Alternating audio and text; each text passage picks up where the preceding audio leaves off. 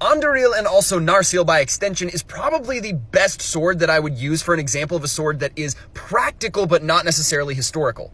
In terms of dimensions, this thing is big. Like, this is about as long swords will get. So here's why it's not historical. An interesting thing we see on the design is a fuller that goes all the way down to the tip. This is common of swords during the early Middle Ages. However, as we get later into the Middle Ages, the fullers that extend all the way largely disappear. In fact, some of the only fullers that we see in the late Middle Ages come only to about halfway.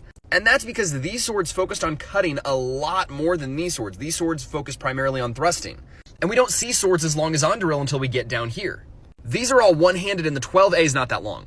So there aren't a whole lot of historical examples where we see this blade shape being used for a two-handed weapon that's this large. But just because we don't have a lot of historical swords that look like this doesn't make it impractical. So all in all, I'd say it's a darn near perfect fantasy weapon.